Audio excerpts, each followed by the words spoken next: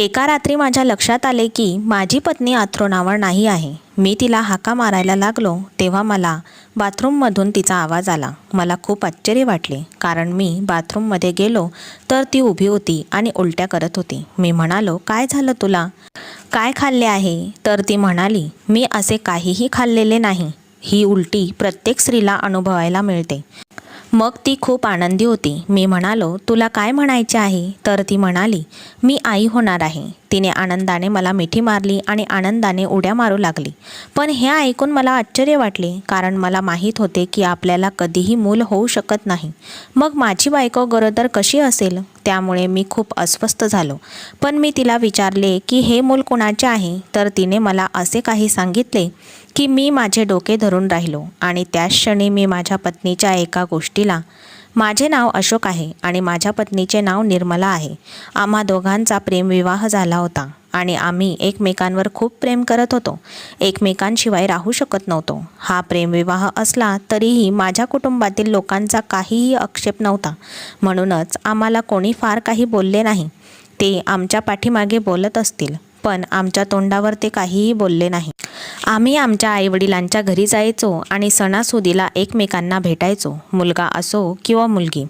लग्न झाल्यावर सगळे त्यांना एकच प्रश्न विचारतात, तुला मूल कधी होणार आहे? आम्हाला तोच प्रश्न विचारला जात होता. या क्षणी आम्हाला मूल होण्याची घाई नव्हती. आमचा प्रेमविवाह झाला होता. याचा अर्थ असा नाही की आम्ही एका वर्षाच्या आतच मुलाला जन्म दिला असता आणि त्यानंतर फक्त त्या बाळाचा आहार आणि डायपर करत राहायचे. ही मुलं ही लग्नाच्या लाडूसारखी असतात. जे खातात त्यांनाही पश्चाताप होतो आणि जे खात नाहीत त्यांनाही पश्चाताप होतो. मुलं आपल्या आयुष्यात यायला पाहिजे असं वाटतं, पण एकदा ते आले की माणसाला नीट बाथरूमलाही जाता येत नाही. मी माझ्या बायकोला सांगितलं, आपल्याला मुलाची काहीही घाई नाही. पण तिला मुलांची खूप आवड होती. तिने मला एक बॉक्स दाखवला आणि जेव्हा मी आत पाहिले तेव्हा मला आश्चर्य वाटले. त्यात लहान मुलांचे सामान होते. मी म्हटलं, हे सामान कधी घेतलंस? म्हणून ती इमोशनल होऊन म्हणाली, आपण हनीमूनला गेलो होतो तेव्हा तिथे एक दुकान पाहिलं म्हणून तिथून विकत घेतलं. भविष्यात याची गरज भासेलच. मी म्हणालो, पहिल्यांदा मुलाला जगात तर येऊ दे वेडी, तुला एवढी घाई कशी आहे? तर ती म्हणाली, हो मला घाई आहे. फक्त मूल होण्यासाठी मी लग्न केले आहे असे समज. मी आश्चर्याने तिच्याकडे पाहिल्यावर ती गप्प राहिली. काही वेळाने ती म्हणाली, मी फक्त गंमत करत आहे. पण मला एक सुंदर बाळ हवे आहे आणि मुलगा असेल तर मी त्याचे नाव विजय ठेवीन आणि मुलगी असेल तर शांती ठेवीन. मला काही दिवस असे वाटले की मी एका विवाहित स्त्रीशी लग्न केले आहे जिला बरीच मुले आहेत. काहीच सुचत नव्हते. दिवसभर मुलाबद्दलच ती बोलत राहायची. एक दिवस मी घरी आलो तेव्हा तिच्या पोटाला पाहून मला धक्काच बसला. ते फुगलेले होते आणि ती तिच्या पोटाला स्पर्श करत होती आणि हसत होती. मी म्हणालो, काय झालंय तुझ्यासोबत? मग ती हसायला लागली आणि म्हणाली, मी आई होणार आहे. मी म्हणालो, गंमत नको करूस. वेड लागलंय का? काय ठेवलंयस तू तुझ्या पोटात? हे कसं होऊ शकतं? मी सकाळी गेलो तेव्हा तू बरी होतीस. आता तू आई होणार आहेस. मग तिने पोटावरून उशी काढली आणि म्हणाली, मला माफ कर. मी आई होणार असेल तेव्हा मी कशी दिसेल हे मी पाहत होते. मला लवकरात लवकर एक सुंदर बाळ हवे आहे. माझ्या पत्नीचे सर्व बोलणे फक्त आणि फक्त मुलावर केंद्रित असायचे. मी खूप अस्वस्थ होतो. एक दिवस मी माझ्या मित्राशी बोललो आणि तो म्हणाला, आजकाल अशा स्त्रिया कुठे मिळतात ज्यांना मूल हवे असते? आजकाल स्त्रिया म्हणतात की आम्हाला मूल होऊ नये, नाहीतर आमचं फिगर खराब होईल. तू भाग्यवान आहेस की तुझी बायको असा विचार करते. अशी बायको भाग्यवानांनाच मिळते. मी म्हणालो, तसं नाहीये. मलाही मूल आवडतात. पण आमच्या लग्नाला 1 वर्षही झालं नाही आणि ती म्हणते की तिला मूल पाहिजे आहे. माझ्या मित्राने मला सांगितले की हे सगळं तर तुझ्या हातात आहे. पण माझी बायको जी दिवसभर मला पुन्हा पुन्हा विचारायची की आपल्याला मूल कधी होईल. माझ्या आधी माझ्या एक मित्राचंही लग्न झालं होतं. त्याला एक मूल आहे. मग आपल्या इथे का होत नाही? जेव्हा माझ्या पत्नीने माझे आयुष्य दुःखी केले तेव्हा मलाही वाटले की आज ना उद्या मला मूल होईलच. मी तिला फक्त एक मूल देईल. ती आयुष्यभर तिच्याशी खेळत राहील. मी तिला सांगितले की ही खूप मोठी जबाबदारी आहे. नंतर मला हे सांगू नकोस की माझ्याने हे होत नाही. तेव्हा मी सर्व तयारी केल्याचे तिने सांगितले. तिने कोणती तयारी केली होती याचा अर्थ मला समजला नाही. असे दिसून आले की तिने मुलासाठी आधीच काही पैसे वाचवले आहेत आता मी इतर काहीही विचार केला नाही आणि फक्त विचार केला की आपल्याला मूल जन्माला घालायचे आहे. परंतु आम्हाला हा विचार करून आता बराच काळ लोटला गेला होता. पण आमच्याकडे गर्भधारणा राहत नव्हती. माझी बायको जेव्हा कधी चाचणी करायची तर एकच विचित्र गोष्ट व्हायची. चाचणी नेहमीच निगेटिव्ह येत होती. ती या गोष्टीने खूप अस्वस्थ व्हायची. एक आठवडाभर व्यवस्थित जेवायचीही नाही, कोणाशी काही बोलायचीही नाही. ती खूप काळजी करायची. 1 वर्ष आम्ही प्रयत्न करत राहिलो. त्यानंतर आम्ही डॉक्टरकडे जाण्याचा विचार केला. असे म्हटले जाते की 1 वर्ष निघेपर्यंत डॉक्टरकडे जाण्याची गरज नसते, कारण 1 वर्षाचा वेळ वाजवी आहे. डॉक्टरकडे गेलो आणि काही टेस्ट करून घेतल्या. ही डॉक्टर लेडी डॉक्टर होती. ती म्हणाली की तुझी केस मला जरा विचित्र वाटते. ती म्हणाली की मी तुम्हाला एका चांगल्या डॉक्टरकडे रेफर करते. तिने आम्हाला मिलन नावाच्या डॉक्टरकडे पाठवलं. तो खूप चांगला डॉक्टर होता. त्याला पाहिल्यावर मला त्याला कुठेतरी पाहिल्यासारखं वाटलं आणि मग मला आठवले की मी ज्या कॉलेजमध्ये शिकायचो तोही त्याच वैद्यकीय शाखेत शिकत होता आणि मलाही ओळखत होता. माझ्या ओळखीचा डॉक्टर निघाला तेव्हा मला खूप आनंद झाला. दोघांच्याही चाचण्या होतील, पण रिपोर्ट्स तुम्हाला 2 दिवसांनी मिळतील. 2 दिवसांनी मी फक्त अहवाल घेण्यासाठी गेलो. माझ्या पत्नीलाही माझ्यासोबत यायचे होते, पण मी म्हणालो की आज मला खूप काम आहे. मी ऑफिसमधून येतानाच रिपोर्ट घ्यायला जाईल. तू त्या रिपोर्टची काळजी करू नकोस. तिने मला आधीच खूप त्रास दिला होता. पुन्हा पुन्हा म्हणत राहायची की जर असे घडले की आपल्याला मुलंच नाही होणार तर मग आपण काय करणार. ती म्हणायची की मी आत्महत्या करेन आणि मी तिला म्हणायचो की तू कसल्या गोष्टी बोलतेस. तुझ्या आयुष्यात फक्त मुलंच महत्त्वाचे आहे का? तुझे माझ्यावर प्रेम नाही का? ती म्हणाली की तिचे माझ्यावर प्रेम आहे, पण मला एक मुलंही हवे आहे. दवाखान्यात जाताना मी विचार करत होतो की सगळं नीट व्हावं, अन्यथा माझी पत्नी डिप्रेशनमध्ये जाईल. ज्याची भीती वाटत होती तेच झाले. डॉक्टर म्हणाले की माझी पत्नी कधीच आई होऊ शकत नाही. मला पण खूप वाईट वाटलं. असे का होते की एखाद्या व्यक्तीने एखाद्या गोष्टीसाठी खूप प्रार्थना केली तर त्याला ती गोष्ट मिळत नाही आणि त्याच गोष्टीसाठी देव त्याची परीक्षा घेतो. हेही खरं आहे की अशी परीक्षा उत्तीर्ण झाले तर मग त्या व्यक्तीसोबत खूपच चांगलं घडतं, परंतु ही परीक्षा खूप कठीण आहे. कदाचित आम्ही देखील अशा लोकांपैकी असू ज्यांना देवाने परीक्षेसाठी निवडले होते आणि ते आमच्यासाठी खूप कठीण होते. मला मुलाची एवढी इच्छा नव्हती, पण माझी पत्नी तर जणू काही आई होण्यासाठीच जन्माला आली होती. मी तिला ही बातमी सांगितल्यावर ती बेशुद्ध झाली. मी तिला त्याच डॉक्टरकडे घेऊन गेलो. डॉक्टर म्हणाले की तुम्हा लोकांना द्यायला माझ्याकडे काही सात्वनाही नाही. तुम्हाला IVF करायचा असेल किंवा काही करायचं असेल तर तुम्ही करू शकता. हो, तुमच्या घरी मूल जन्माला येणार नाही. तुम्हा लोकांना मूल दत्तक घ्यावं लागेल आणि तेही लवकरात लवकर. यात तुमचे बरे होईल. ती म्हणायची की मला स्वतःचे मूल हवे आहे. डॉक्टर म्हणाले की तुम्हाला IVF करायचा असेल तर करा. यामध्ये खूप खर्च होईल आणि तो यशस्वी होणार नाही. हेही तुम्हाला आधीच सांगतो. डॉक्टरांनी सांगितले की मी एक डॉक्टर आहे. मला अधिक माहीत आहे. तुम्ही लोक तुमचा वेळ आणि पैसा दोन्हीही वाया घालाल, पण परिणाम तोच होईल. म्हणून मी तुम्हाला आधीच चांगल्या सूचना देत आहे. माझी पत्नी 2-3 दिवस आजारी राहिली आणि नीट जेवलीही नाही. मग मी माझी शपथ दिल्यानंतर तिला जेवण दिले. ती म्हणाली दुसऱ्या डॉक्टरकडे माझा उपचार करा. मग मी तिला एक गोष्ट समजावून सांगितली की त्या डॉक्टरकडून उपचार करून घेण्यासाठी पैसे आपल्याकडे नाहीत आणि हे सर्व उपचार खूप महाग आहेत. त्यासाठी खूप पैसे लागतात. 80,000 रुपयापर्यंतच्या चाचण्या आहेत. त्या कोण पूर्ण करेन आणि IVFद्वारे मूल जन्माला घालण्यासाठी लाखो रुपये लागतात. खर्च आहे. आपण श्रीमंत आहोत का? आपल्याकडे काहीच नाही आणि आपण एकटे आहोत असे आहे का? आमचे पालक आमच्याशी चांगले वागतात म्हणून ही त्यांची दया आहे. आपण त्यांच्याकडून यापेक्षा अधिक काही घेऊ शकत नाहीत आणि त्यांच्याकडेही काय आहे. मी कसे तरी माझ्या बायकोला समजावलं, पण ती असं काहीतरी करत राहायची. कधी ती कुठल्या तरी बाबाकडे जायची, कधी कुठल्या तरी डॉक्टरकडे, कधी कुठला तरी उपचार करून घ्यायची. आता तर तिला भयानक स्वप्नेही पडू लागली होती. तिने आमच्या मुलासाठी केलेले कपडे खराब झाले. असाच वेळ निघून गेला आणि कधी 7 वर्ष निघून गेली ते कळलेच नाही. वर्षानुवर्ष आम्ही आमच्या प्रियजनांकडून अनेक गोष्टी ऐकल्या आहेत. माझ्या बायकोचे घरचे लोकही म्हणायचे की तुझ्या नवऱ्यामध्ये काहीतरी प्रॉब्लेम आहे आणि माझ्या घरातील लोक म्हणायचे की ही मुलगी वंद्य आहे. मग तू तिच्याशी लग्न का केलंस? तू सगळ्यांना नाराज केलंस आणि मग तुला काय मिळाले? एक व्यंध स्त्री. लोक मला माझ्या बायकोला सोडायला सांगायचे. तुझं दुसऱ्या एखाद्या मुलीशी लग्न होऊ शकतं, पण मी असा विचारही कधी केला नव्हता. एके दिवशी माझी पत्नी मला म्हणाली की मला तुमच्या प्रेमाची पूर्ण खात्री आहे. मी तुमच्याशी लग्न केले, पण मला मूल हवे होते. पण तुम्ही कदाचित माझ्यावरच प्रेम केलं की एवढं होऊनही तुमचं प्रेम थोडंही कमी झालं नाही. तुम्ही अजूनही माझ्यावर तितकंच प्रेम करता. तुम्हाला माझी काळजी आहे आणि आजपर्यंत तुम्ही म्हणाला नाहीत की तुझ्यामुळे मला मूल होत नाही. मला या गोष्टीचा खूप आनंद झाला आणि मी तिला म्हणालो की मी तुझ्यावर प्रेम करतो, विनोद नाही.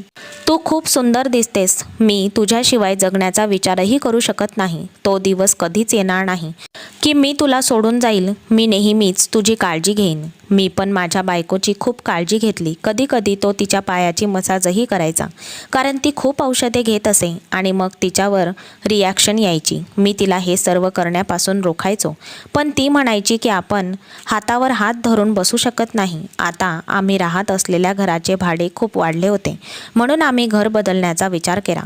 परंतु आमच्याकडे खूप सामान होते, म्हणून आम्ही पॅकिंग सुरू केली. मी माझ्या पत्नीसाठी काही बॉक्स आणले आणि तिला काही सामान बांधण्यासाठी सांगितले आणि मी दुसरे घर शोधू लागलो. तसे या कॉलनीत आम्हाला खूप त्रास होत होता.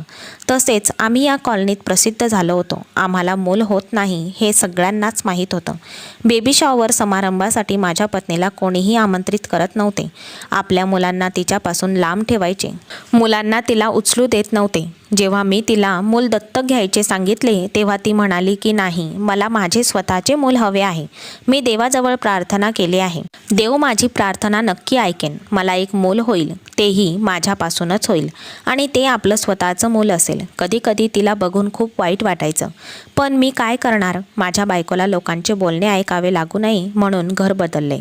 आता आम्ही जिथे राहायला आलो होतो ती कॉलनी नव्हती, ती एक इमारत होती आणि इथे फ्लॅट सिस्टीम होती. आमच्या समोरच्या फ्लॅटमध्ये एक मुलगा राहत होता. एक दिवस मी ऑफिसमधून घरी आलो तेव्हा तो माझ्या बायकोशी बोलत होता आणि मी पण त्याला नमस्कार केला. त्याचं नाव जिग्नेश असून तो इथे एकटाच राहतो असे तिने मला सांगितले. त्याच्या घरी काहीतरी संपले होते म्हणून तो आपल्याकडे घ्यायला आला होता. आत आल्यावर मी बायकोला अजून काय म्हणत होता तो मुलगा असे विचारले, तर ती म्हणाली नाही, काही बोलत नव्हता. तो चांगला मुलगा आहे. आणि मी म्हणालो की तो चांगला आहे, पण तो एकटा मुलगा आहे, त्यामुळे त्याच्यापासून दूर राहा. त्यामुळे माझी पत्नी माझ्याकडे आश्चर्याने पाहू लागली. ती म्हणाली, तुम्हाला काय झालंय? तो माझ्या लहान भावासारखा आहे. मी म्हणालो की तू त्याला तुझा लहान भाऊ मानतेस, पण तो तुला त्याची मोठी दीदी मानत नसेल ना. तू खूप सुंदर आहेस, म्हणूनच मी तुला सांगत आहे. माझ्या पत्नीने याबद्दल फारसे काही केले नाही. आता आम्ही इथे राहू लागलो. नातेवाईकांच्या भेटीगाठी कमी झाल्या होत्या, पण माझी पत्नी अजूनही आजारीच होती. तिची तब्येत खराब राहायची. औषधे घेऊन तिने तिची तब्येत बिघडवली होती. ती खूप रडायची. 7 वर्ष उलटून गेली होती. लोक मला खूप सहानुभूती द्यायची. तुम्हीच या बाईसोबत राहत आहात, नाहीतर काय उपयोग हिचा. आणि काही लोकांनी हे माझ्या बायकोसमोरही सांगितले. ते म्हणायचे की घर सांभाळणे हे काही काम आहे. घर सांभाळणे, अन्न शिजवणे यासाठी मोलकरणी मिळतात. एक मोलकरीण ठेवली तर सगळी कामं होतील. पण ही बाई बायकोचं काम कधीच करू शकत नाही. ती तुम्हाला मूल कधीच देऊ शकत नाही. कधी कधी माझ्याशी असं बोलणाऱ्यांची माझी भांडणंही व्हायची, पण लोक म्हणायचे की मी वेडा आहे की तुला सांगायला आलो. आमचे सामान नंतर आले तेव्हा मी पाहिले की ते पूर्णपणे निरुपयोगी सामान होतं. आमच्याकडे घरी राहायला आलेल्या माणसाने आमचं उरलेलं काही सामानही परत पाठवलं होतं. कदाचित तो खूप प्रामाणिक असेल. तो म्हणाला असावा की आम्ही कोणाचीही वस्तू घेतल्या नाहीत. काही वस्तू आम्ही तिथे मुद्दाम ठेवल्या होत्या, पण आता त्या वस्तू पुन्हा आल्या आहेत. म्हणून मी माझ्या पत्नीला सांगितले, या वस्तू भंगारमध्ये देऊन टाक. माझी पत्नी म्हणाली की काही महत्त्वाचे पेपर आहेत का ते पाहण्यासाठी ती बघेन. मी हो, बघून घे असं म्हणालो आणि मी ऑफिसमध्ये निघालो. माझी बायको माझ्याशी 2-3 दिवस नीट बोलत नव्हती. तिला हे कळल्यापासून तिची मनस्थिती वाईट होती की ती आई होऊ शकत नाही. तिचा मूड केव्हाही खराब व्हायचा, म्हणून मी आग्रह केला नाही. पण एक दिवशी तिने मला आज रात्री लवकर यायला सांगितले. मी म्हणाले ठीक आहे आणि सकाळी तिने मला सांगितले की मी वैद्यत्वावर उपचार करणाऱ्या महिलेकडे जात आहे. मी तिला नकार दिला होता, पण ती म्हणाली की उपचार करावे लागतील. दुपारी ती तिथून परत आली आणि मग आता रात्री ती मला लवकर यायला सांगू लागली. घरात प्रवेश केल्यानंतर समोरचे वातावरण पाहून मला आश्चर्य वाटले, कारण संपूर्ण घर फुलांनी आणि दिव्यांनी सजलेले होते. आज ना दिवाळी होती, ना माझा वाढदिवस होता, ना माझ्या पत्नीचा वाढदिवस होता. मी विचार करू लागलो की आमच्या लग्नाचा वाढदिवस आहे का. पण तसं काहीही नव्हतं. मग हे सर्व काय आहे? तसं काही नव्हतं. मग हे सगळं कसल्या आनंदात होत होतं. आज ना माझ्या नातेवाईकांच्या लग्नाचा वाढदिवस होता, ना त्यांच्यापैकी कोणाचा वाढदिवस होता. मग माझ्या पत्नीने हे सर्व का केलं? बरं, मी पुढे सरकलो तर ती समोर उभी होती. आज ती खूप सुंदर दिसत होती. खूप दिवसांनी तिच्या चेहऱ्यावर अस्सल हसू उमटले होते आणि ती तिची सुंदर साडी नेसलेली होती. मी म्हणालो, काय बात आहे, आज तू खूप चमकत आहेस. मग ती म्हणाली की खूप मोठी बातमी आहे आणि मला एक बॉक्स दिला. मी म्हणालो, यात काय आहे? ती म्हणाली, उघडा. जेव्हा मी ते बॉक्स उघडले तेव्हा त्यात गर्भधारणा चाचणी किट होती, जी सकारात्मक दिसत होती. याचा अर्थ माझी पत्नी आई होणार होती. हे पाहून मला आश्चर्य वाटले आणि मी हललो तर काहीतरी होईल असे म्हणून मी तिथेच उभा राहिलो. ही बातमी आमच्यासाठी खूप मोठी होती. एखादी व्यक्ती मरत आहे आणि कोणी त्याला सांगितले की तो मरणार नाही, तर त्याला जीवन मिळाले आहे. पण प्रतिक्रिया कशी द्यावी हे मला कळत नव्हते. माझ्या बायकोने मला रडत मिठी मारली, म्हणून मी पण तिला मिठी मारली आणि म्हणालो, ही तर खूप छान गोष्ट आहे. ती म्हणाली, मला माहीत आहे तुमचा अजून विश्वास बसत नाहीये, म्हणूनच तुम्ही अशा गोष्टी बोलत आहात. पण माझी 2-3 वेळा चाचणी केली गेली आणि मी तुमच्याशी खोटं बोलले. मी कोणत्या तरी डॉक्टरकडे गेले होते, ज्याने माझी चाचणी केली. हे बघा, माझ्याकडे ते रिपोर्ट्सही आहेत. आत्तापर्यंत जेव्हाही आम्ही डॉक्टरकडे जायचो तेव्हा आम्ही सोबतच जायचो आणि आमचा एकच डॉक्टर होता. पण आज ती कुठल्या तरी बाईकडे गेली होती. जेव्हा मी रिपोर्ट्स पाहिला तेव्हा मला धक्काच बसला. माझा अजूनही विश्वास बसत नव्हता. आता माझी पत्नी पुन्हा मुलाची तयारी करायला लागली. तिने माझ्याकडे पैसे मागितल्यावर मला राग आला. मी म्हणालो, एवढे पैसे मी कसे देऊ? तू मुलासाठी काही पैसे जमा केले होतेस ना? ती म्हणाली की हो, मी खूप पैसे जमा केले होते, पण ते सर्व पैसे मुलाच्या उपचारावर खर्च झाले. आता तुम्हाला मला पैसे द्यावेच लागतील. मी तिला थोडे पैसे दिले आणि बाकीचे नंतर द्यायचे वचन दिले. आणि 7 वर्ष जे झाले नाही ते सर्व कसे घडले याचा मला आश्चर्य वाटले. आत्ताच ते कसं शक्य झालं? आणि तो शेजारीही एक ना एक गोष्ट मागायला यायचा. मी जितके त्याला घरापासून दूर राहायला सांगितले तितकेच तो आमच्या घराला चक्कर मारत राहायचा. माझी बायको म्हणायची की तो एक लहान मुलगा आहे, पण मला माहीत होते की एक पुरुष हा स्त्रीसाठी कधीही लहान मुलगा नसतो. माझ्या निरागस पत्नीला हे कोण समजवणार? तिला या गोष्टी माहीत नव्हत्या. ती आई होणार असल्याची बातमी तिने मला सांगितली तेव्हापासून मी अवाक झालो. ती माझ्यावर पूर्वीसारखी प्रेम करू लागली होती. आता आमचे नाते पण चांगले होऊ लागले होते. नाहीतर ती नेहमी उदास असायची, पण तरीही मला आनंद झाला नाही. एक दिवशी मी तिला डॉक्टरकडे घेऊन गेलो. तोच डॉक्टर जो माझा मित्र होता, ज्याने आम्हाला हे सांगितले होते की माझी पत्नी कधीही आई होऊ शकत नाही. मी डॉक्टरांना सांगितले की तुम्ही म्हणाला होता की माझी पत्नी कधीही आई होऊ शकत नाही. तेव्हा डॉक्टर म्हणाले की बघा, 7 वर्ष झाली आहेत. मानवी शरीरात बदल होतच राहतात. आता गेल्या 7 वर्षात तुमच्या पत्नीच्या शरीरात इतके बदल झाले आहेत की काहीही सांगू शकत नाही. आणि आता तर आपण आनंदी असले पाहिजे. देवाने तुम्हाला आशीर्वाद दिला असावा. मी त्या डॉक्टरकडे विचित्र नजरेने पाहिले आणि मी माझ्या पत्नीला सांगितले की जा आणि रक्त तपासणी कर. तुझा चेहरा पण मला पिवळा दिसत आहे. ती हो म्हणून तिथून निघून गेली. म्हणून मी डॉक्टरांचा गळा पकडला. मी म्हणालो, तू खोटं बोलतोस. तूच मला सांगितले होतेस की मी कधीही बाप होऊ शकत नाही. मग माझी बायको आई कशी झाली? तो म्हणाला, बघा, हा तुमच्या पती पत्नीचा परस्पर संबंध आहे. मी काहीही बोलू शकत नाही, पण मला तुझ्या बायकोसमोर खोटं बोलायचं नव्हतं. ती खरंच आई होणार आहे. मी म्हणालो की तू नीट तपासले आहेस? मग तो म्हणाला, हो, ती आई होणार आहे. मी म्हणालो, मग हे सगळं कसं घडलं ते बघ. माझी परत तपासणी कर. खरं तर प्रकरण असं होतं की मी कधीही बाप होऊ शकत नाही. तेव्हा 7 वर्षापूर्वी या डॉक्टरांनी आमची चाचणी करून सांगितले होते की माझी पत्नी पूर्णपणे बरी आहे, परंतु मी कधीही बाप होऊ शकत नाही आणि कोणत्याही महिलेला आई होण्याचे सुख देऊ शकत नाही. तेव्हा मी घाबरलो होतो की मी नपुंसक आहे. हे समजले तर माझे काय होईल? डॉक्टरांनी मला सांगितले की तू पूर्णपणे बरा आहेस, परंतु तुला कधीही मुले होणार नाहीत आणि तुझ्या पत्नीची यात काहीही चूक नाही, कारण तू कधीही बाप होऊ शकत नाहीस. मी त्याला रिपोर्ट बदलून रिपोर्ट असा बनवायला सांगितला होता की सगळ्यांना समजेल की माझ्या बायकोमध्येच उणीव आहे. मी त्याला या कामासाठी पैसे दिले होते. मी कर्जावर घेतलेले संपूर्ण 3 लाख रुपये त्याला दिले होते आणि ते कर्ज मी नंतर फेडले होते. म्हणूनच मी हे केले आणि मी कधीही वडील होऊ शकत नाही असेही सांगितले. मग हे सगळं काय होतं? माझी बायको माझी फसवणूक करत होती का? ती दुसऱ्यासोबत होती का? कारण ती जर माझ्यासोबत आहे तर मग हे मूल माझे नव्हते.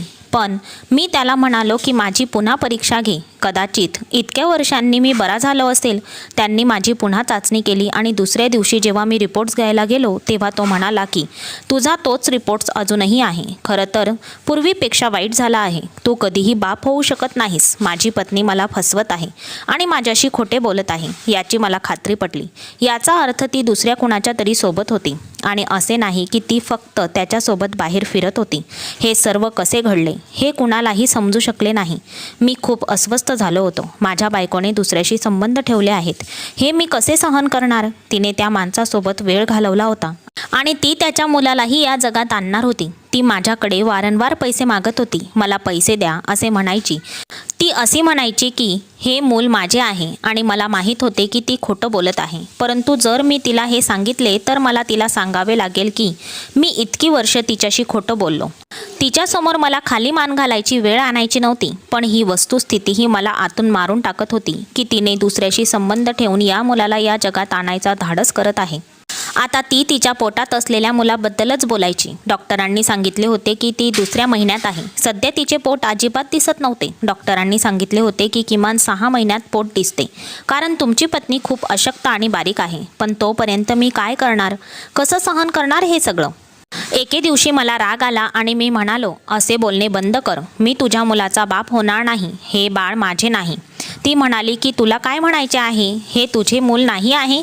तू काय बोलत आहेस. 7 वर्षांनी देवाने आपल्याला आशीर्वाद दिला आहे आणि तुम्ही अशा गोष्टी बोलत आहात. तुम्ही हे का बोलतात मला सांगा. तुम्ही हे का बोलत आहात. म्हणून मी घाबरलो. मी म्हणालो की हे फक्त माझ्या तोंडून बाहेर आले आहे. ती मला मंदिरात घेऊन जायची आणि तिथे नैवेद्य द्यायची कारण तिने अनेक मंदिरात प्रार्थना केली होती आणि म्हणाली होती की माझी इच्छा पूर्ण झाली तर मी देसी तुपाची मिठाई अर्पण करेन. आणि असे ती कोणास ठाऊक कुठे कुठे बोलली होती. त्यामुळे माझा खूप खर्च होत होता. मी सर्व वेळ काळजीत होतो. मला राग आला होता कारण मला माहीत होते की हे मूल माझे नाही. मला जो काही निर्णय घ्यायचा होता तो पटकन घ्यायचा होता. मला माझ्या बायकोला सांगायचे होते की तू खोटं बोलत आहेस. याआधी मी तुला 7 वर्षापूर्वी मूर्ख बनवले पण आता तू मला फसवू शकत नाही कारण ही गोष्ट खूप मोठी आहे. आम्ही या घरात आलो तेव्हापासूनच माझी बायको आई होणार आहे असा मला एक संशय होता. म्हणजे हे मूल शेजारच्याचेच आहे आणि तो तरुण आणि सुंदर होता. तो माझ्या पत्नीलाही भेटायला जायचा. मी जेव्हाही ऑफिसवरून घरी यायचो तेव्हा तो आमच्या दारासमोरच उभा राहायचा. पण कुणास ठाऊक दोघेही आत खोलीत बसत असावे. एका रात्री माझे मीटर बिघडले आणि मी माझ्या पत्नीला सांगितले की माझे लक्षपूर्वक ऐक. हे मूल माझे नाही त्यामुळे माझ्यासोबत हे नाटक करू नकोस. तिला हे ऐकून आश्चर्य वाटले की जणू हे माझेच मूल आहे. ती म्हणाली हे तुमचेच मूल आहे. मी बरी झाले आहे. तुम्ही डॉक्टरांचे ऐकले नाही का. देवाने मला आशीर्वाद दिला आहे. मला बाळ होऊ शकते. मी रागाने ओरडलो आणि म्हणालो की तू वांज नाहीस. मी वांज आहे.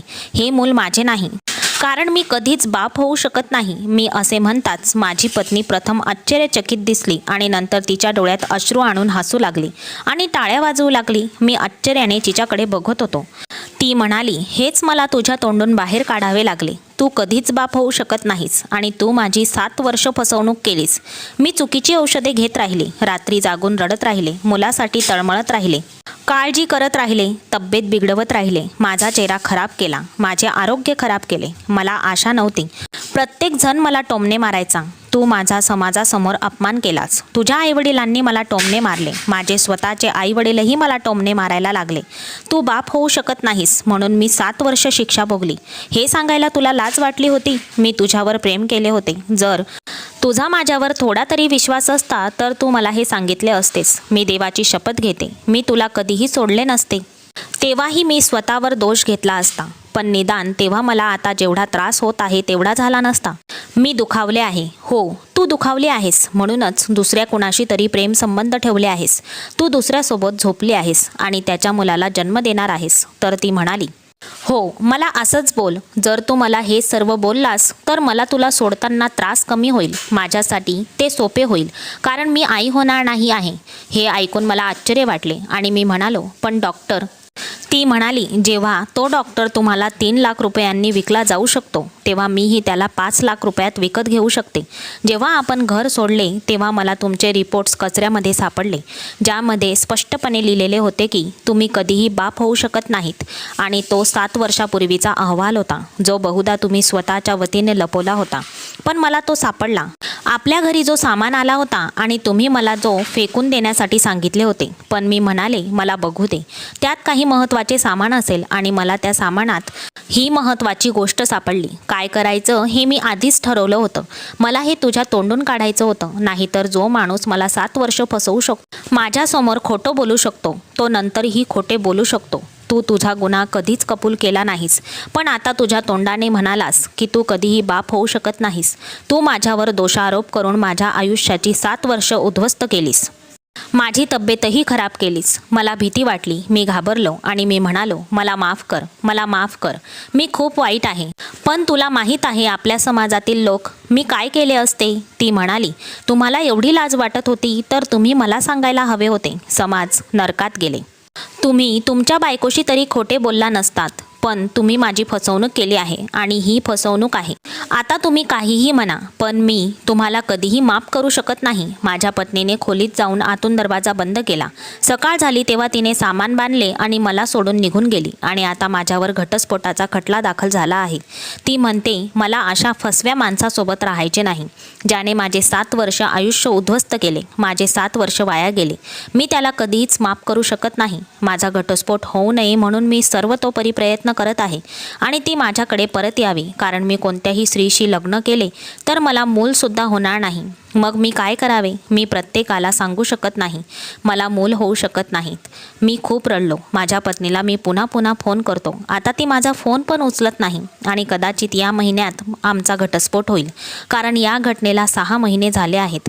ती तिच्या आईवडिलांच्या घरी राहत आहे. मला माहीत आहे की मी खूप वाईट केले आहे, पण मला सांगा, माझ्या जागी तुमच्यापैकी कोणी असता तर तुम्ही काय केले असते? हे एका माणसासाठी किती मोठी लाजिरवाणी गोष्ट आहे हे तुम्हा सर्वांना माहीत आहे. माझ्याकडे खूप कमी वेळ आहे. मला वाटत नाही की मी माझे लग्न वाचवू शकेन. तरीही तुम्ही लोक मला सांगाल काय करावे? निदान काहीतरी करा, जेणेकरून मला मदत होईल. माझ्या हृदयाचे ओझे दूर होईल. मी खरंच वाईट केलं, पण मी काय करू शकत होतो? माझ्याकडे दुसरा पर्यायच नव्हता.